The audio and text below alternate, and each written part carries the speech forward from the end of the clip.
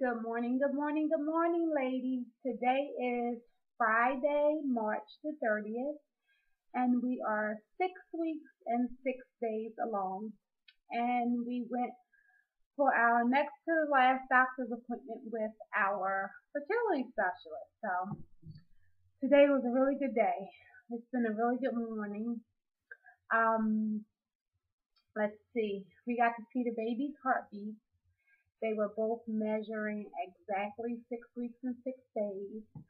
They said when we come back on April the 9th, that we'll actually be able to see them in 3D.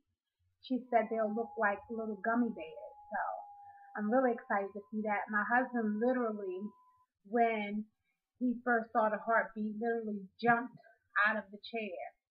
And I jumped too.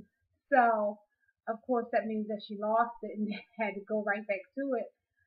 But I guess because with the first two kids, that you don't know you're pregnant, so it's like you're so far along by the time you figure it out. And even back then, I don't remember getting an ultrasound until I don't even remember when I got an ultrasound. I don't even remember. I remember you got an ultrasound to see what you were having, and I guess you probably got one before that, but I certainly don't remember this. I mean, I never see. I mean, you look at so many people's videos, and I'm telling you, I don't get tired of looking at any ultrasound videos with babies. Like, I just don't get tired of it. But I don't know if it's just when it's yours or what, but it was like, oh shit. It's like really two babies in there, and they're like really beating and they're growing. And mine, oh my god. So yeah, it was kind of crazy. It was kind of freaky. Yesterday morning when I got up. I decided it was going to be wash day. I was going to wash clothes all day. Got up, went down into the cave, and started washing. And when I started feeling like somehow cramping in my back or whatever. And then when I went to the bathroom, I noticed that I was spotting. And can I tell you how I freaked out? I completely freaked out. I called the um I called the fertility center, and I was worried that it was because the endometrium, the vaginal inserts, the progesterone, I ran out of that the day before. And when I went yesterday to pick it up from Rite Aid, they said it wouldn't be there till after 2, so I had gone a whole thing about it, and I didn't know what that was. I didn't know what it was. But she basically told me to come in, and she had some samples she was giving to me, and to just stay off my feet and not to do anything that I didn't have to do outside of going potty until I came in today. And of course, when I came back home, my husband, I'm telling you guys, it usually takes my husband maybe 35 minutes to get home. He was literally home in 20 minutes. I just thank God that, thank the Lord for keeping him. He got home safe. But he got home in like 20 minutes. He's like, told you I was going to be here in 20 minutes.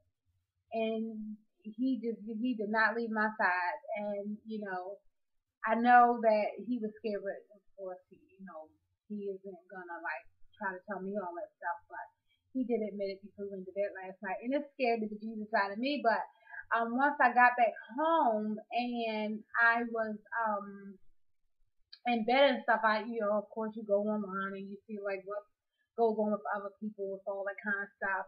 And what I found was that, it seems that sometimes when the babies are nestling in, that they may break a blood vessel. And the gist of everything that I got, that if it's bright red, then it's fresh, but if it's brown or if it's dark, then it's probably from a day before. And the spotting was definitely brownish. It wasn't red. So it means that whatever happened the day before. But we were assured today, at the ultrasound that the babies look really, really good. She says she can't see any reason that I would have had any kind of bleeding. And the only thing that she could logically come up with is that they were snuggling in and broke a blood vessel, and it just took a day for it to come out. So that was good news. But one thing that she did tell me is that she said, especially with carrying multiples, that that's probably going to happen again. And why this dog decides to play with this ball right? Come here. Come on. Get up here. All right. You want everybody to see you? Say hello. Hello. He decides when I give me the ball to want to play with the ball. Okay, so where was I? All right, so she said, I can expect that it'll probably happen again, and should it happen again, exact same protocol. Try to stay off your feet. Get yourself snuggled in for 24 hours. Make sure that it stops. As long as it stops, no worries. So now I know what to do. I don't have to call my husband home from work and have him probably breaking all kind of records and all that other stuff. Now, as far as symptoms go, definitely the memory thing. I was at the 7-Eleven this morning getting gas on my way to the doctor's office. And when I came out of the 7-Eleven, I'm at the light and I wanted to make a left. And I'm like, how do I tell people I want to turn? Like, I want people to know I want to turn. Hit the goddamn the signal. I couldn't remember the turn signal. I'm like, how do I let people know I want to turn? And I it was like completely blank. Now, as far as the other symptoms that I was telling you guys about, that I couldn't remember the last time, basically what they are is, the first one is napping. I literally take a nap every single day. I never have been a person to take naps. My mom said I was always too afraid I would miss something, and that's why I never took naps, because I was too nosy. So, but now I take a nap every single day. Definitely don't recall napping too much with the singles at all, or maybe just that I'm old. I'm 38. It might be that too, but yeah, I take a nap every single day. I feel nauseated when I'm hungry, and I also feel nauseated about a half hour after I eat, and that goes on for about 30 minutes. So it's so crazy. So if I wait until I'm hungry to eat, I feel nauseated before I eat. I feel good while I'm eating, and then for about 30 minutes after I eat.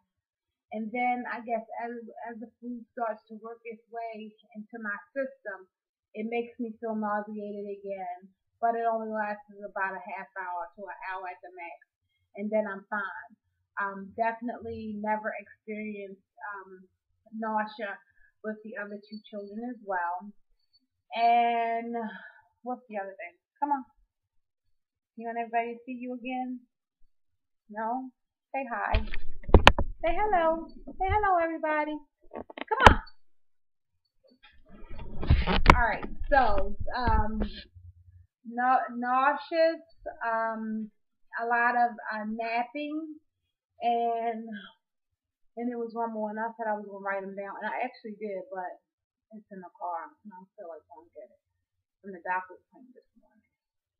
Nausea, napping. It was something else nightmares. It was something else I knew it was something else that began with the S. I have been having the worst nightmares ever. Like, every day I have a horrible dream. Oh my gosh. It's crazy. I have a horrible dream just about every single night for like a week now. I didn't have one, not last night, but night before last.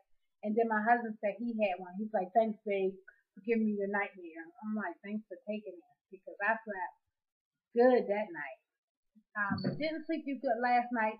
I think it's because even though after I read online all the things about the spotting and everything, and it can be very normal, and since it was brown, it was from the day before. Even though I read all that other stuff, it's just like I just I just couldn't rest well until I just heard it again from my doctor, which is what I needed to hear. So now all is well. We're moving right along. We will get released on April the 9th after we go for our last ultrasound.